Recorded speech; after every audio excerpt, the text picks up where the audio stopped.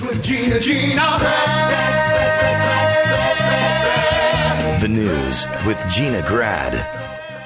A little bit of an update on Kevin Hart. More details have been revealed about his injuries from that Labor Day car wreck. TMZ reports that the comedian suffered 3 fractures in his spine and is lucky he's not paralyzed. Hart had successful surgeries. I think if he was paralyzed, he would only be able to do 11 movies a year. Yeah, it would affect him, yeah. Yeah, they'd have to slow him down. They'd have to reverse the characters in that Bryan Cranston movie where he was in the wheelchair. That's true. They had to... What a sequel. That's a good observation. That's good. Oh, don't boost him up anymore. That's a smart, That's good. They had to fuse his spine back together. So long, everyone. But remains in a great deal of pain, will need months of physical therapy. His recovery may force him to put some of that work on hold. What? Yeah, TMZ said he's signed up for at least 5 upcoming projects. And I heard a little bit of the 911 call from his wife, and she said she was very calm, probably in shock, and said, there's something poking out of his back that shouldn't be. There's something raised that shouldn't be. So I imagine she was probably just in shock when she saw that. Did we ever figure out what happened with the car and who got taken out and who got left behind? And well, his friend and his friend's wife were in the car. The wife was in the back seat. I think Kevin got taken with the security guards, and then the other two, they had to saw the roof off, at least to get his wife out. They took the golden goose. Yeah. I think firemen like sawing things off and kicking indoors and stuff like that. How rarely they like to do going it. For that stuff. When I had the warehouse burned down when I used to work at a warehouse in Chatsworth, the one next to God, I love a good white trash move. The dude who had the cabinet shop next to our cabinet shop in the industrial park of Chatsworth got in a blowout with his old lady. Yeah. Went to the cabinet shop to sleep in the cabinet shop, had a few too many beers, fell asleep with a cigarette lit, fucking whole place caught on fire. But it was his unit that caught on fire, but they kicked in our unit's door, too, because it's like, hey, there's a door. We get to legally kick things in. Why not? Yeah, I got to tell you, people, firemen like busting out chainsaws and jaws of life and kicking in doors. Here's a little tip. Cops like shooting. So see if you can not fall asleep with a cigarette in your mouth. You know what I'm saying? Yeah. Try not to hassle them, because they like getting out the hardware. Yeah. Okay. There you go. Sure. That's right. Scarlett Johansson defends Woody Allen in a new interview with The Hollywood Reporter. She says, she's starting a few of his 3 of his movies. She said, I love Woody. I believe him. I would work with him anytime. Now, he was ostracized, of course, from Hollywood when accusations that he molested his adopted daughter, Dylan Farrow, resurfaced a few years ago. But Scarlett says she's sticking by him. She said, I see Woody whenever I can, and I have a lot of conversations with him about it. I've been very direct with him. He's very direct with me. He maintains his innocence, and I believe him. Why don't you stop talking for a while? No. You know, I've said this a million times. I don't know if you guys have done this. I've said to people like a lot. I've gone like, I like this guy. I get along well with this guy. I have a good time with this guy. I would not want him to date my daughter. Like I wouldn't want anyone. I wouldn't wish him on any woman. I would not wish him on. I wouldn't want to be a partner with the guy, whatever. But I like hanging with the guy. Like I've said that about a lot of different guys. I don't know why you can't say, we're either all in or we're all out. My feeling is like you go, look, this guy, he's a great director and a great writer. He does a great body of work. That's what I know. Yeah, I wouldn't want to be be married to him. Like, why not? I feel like I can do that with astronauts and professional athletes and everyone else. You just kind of compartmentalize a little. Why do we have to be all in or all out? By the way, the biggest problem is all out with everyone now. Everyone is getting all out with everyone. Like, yeah, I don't know. The guy, Winston Churchill, he slaps chick on the ass, he smokes a cigar, he drinks too much, okay. He wins wars. But he wins wars. Okay. Why do we have to go in or out?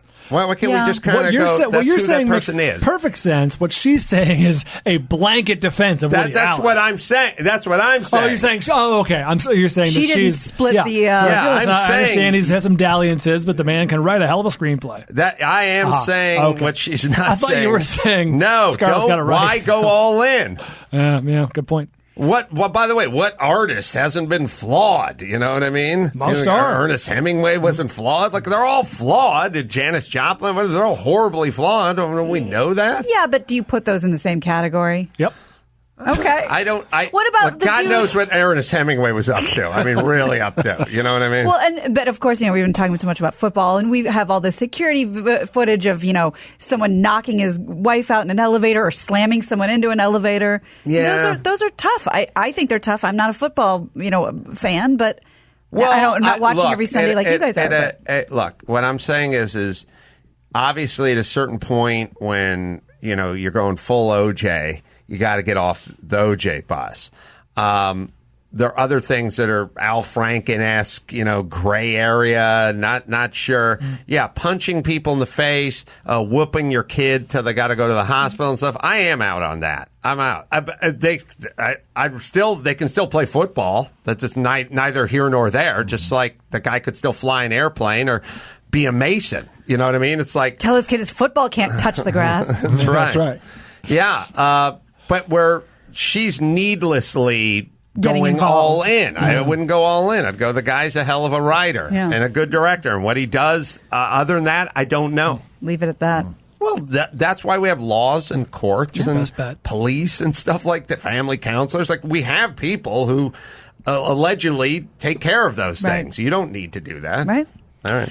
Lonzo Ball is admitting he knew his $500 per pair Big Baller brand ZO2 Prime sneakers were faulty and they would explode on him during the game, but he continued to sell them. He was playing for the Lakers during that shoe era. He said he'd have to bring extra pairs to the game, and here he is on a podcast explaining why on Lighthearted. No one knows the real story about them shoes, though. It was about them ZO2s I was playing in, they was not ready. they were? Really? No one knows this, but Demo had a backpack, and he had extra, 4 pairs of shoes in there, because I had to switch them every quarter, because they would just rip. I mean, if I had to say, the first 2 games, the real truth is, the shoes just wasn't ready. So I'm on the phone, this was when Allen was running everything. I'm like, I'm not playing in them shoes.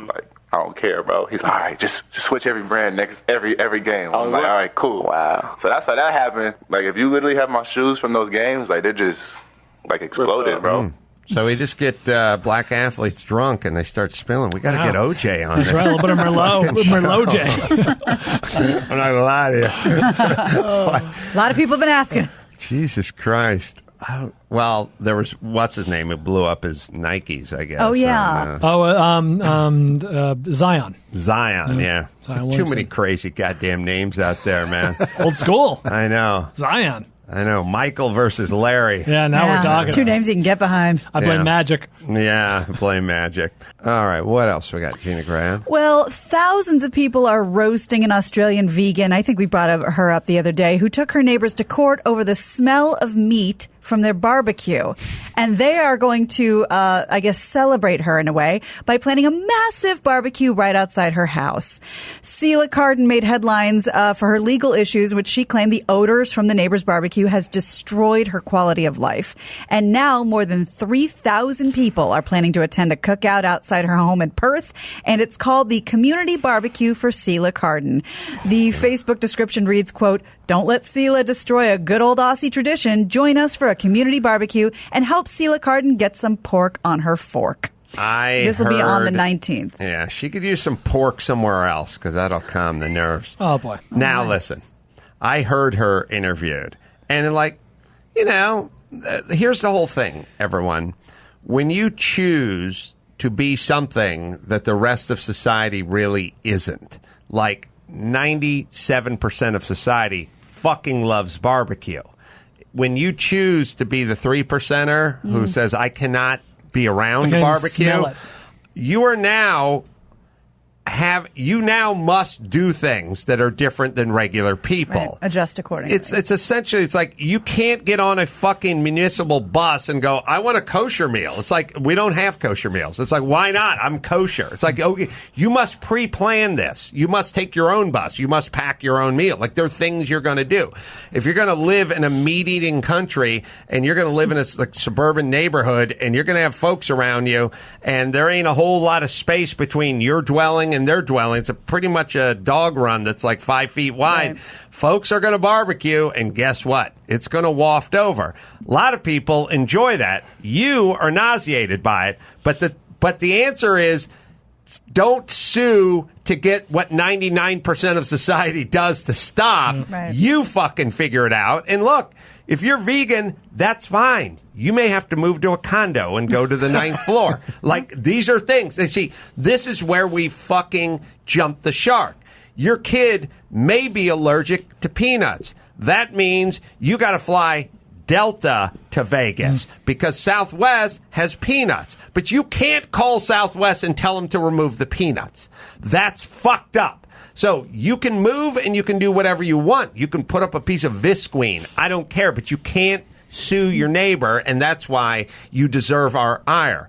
Also, this chick's nuts because she was like, and they're bouncing the basketball and it's vibrating my house. Like, listen, people have kids. Kids like to play in the yard. If they're doing it at 3 a.m., that's an issue. Conversation. If they're doing it after school, that's called kids. By the way, the Easons would have been fine because fucking ball never touched the ground. Right. So I would have loved that. Silent basketball. Soft hands. Swish. Right. Well, yeah. But like they're you know when they do that thing like when people start explaining things and they go like, this guy's flying a kite. The noise was so crazy. It's like you go like, wait a minute. They're bouncing a basketball. My house is vibrating. Like an earthquake. They're not. Your house isn't vibrating because they're bouncing a ball. I get it. If you're trying to take a nap and your fucking bedroom's against the wall and the neighbor's got a hoop, yes. But you know what?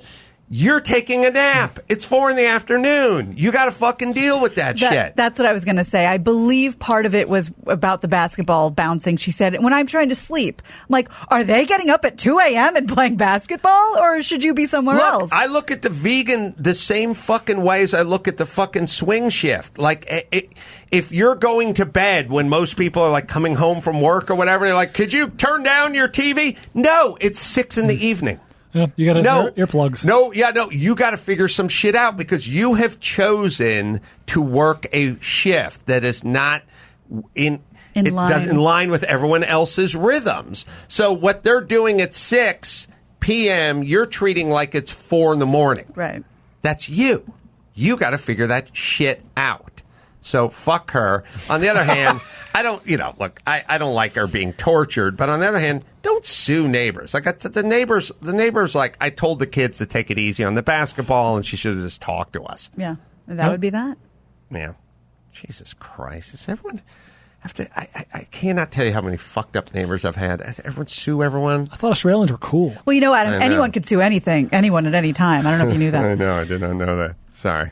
Oh, yeah, here's a little clip for you. She's in path. Their kids with their basketballs, they're just banging and it vibrates this part of the house.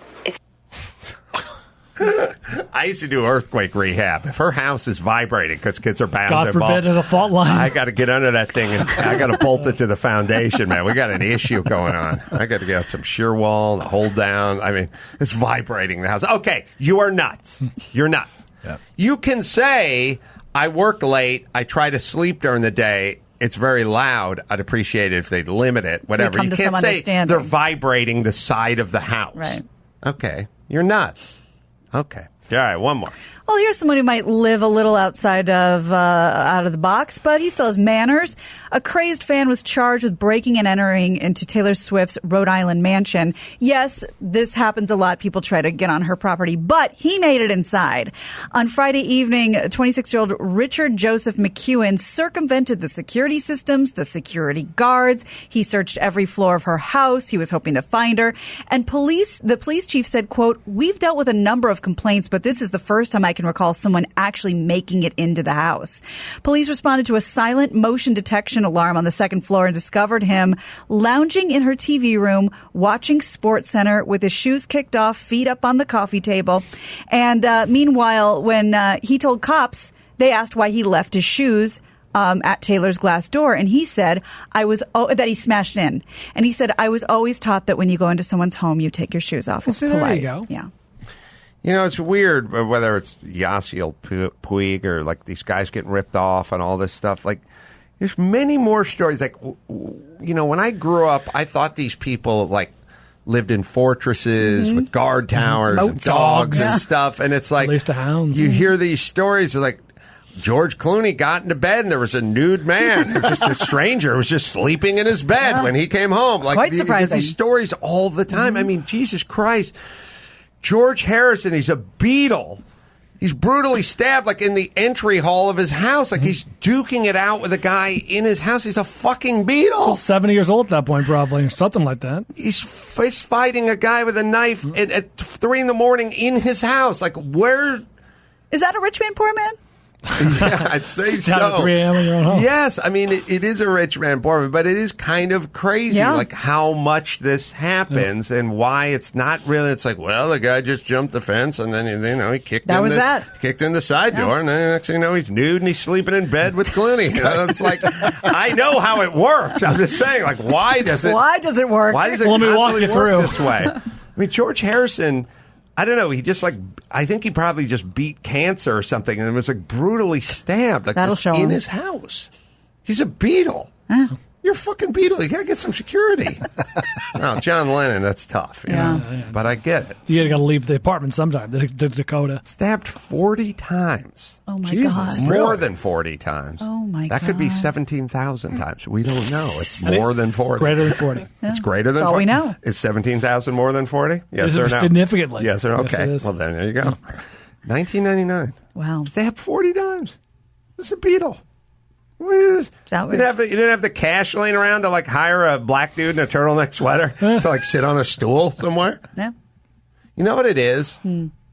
Celebrities don't want to fucking deal with another human being just like sitting in their house all the time. Yeah. You know what I mean? It's like they want to walk around with They a have enough of boner. that. They want to do a little booger sugar. They want to fucking bang their girlfriend when their wife's out of town. They don't want the fucking The eyes. Security. little nanny cam just running the whole time. Is going to write the tell-all book Yeah. when you Nice shit guy. can him for stealing your fucking prescription meds in a few years. Or tase you. That's right, bro.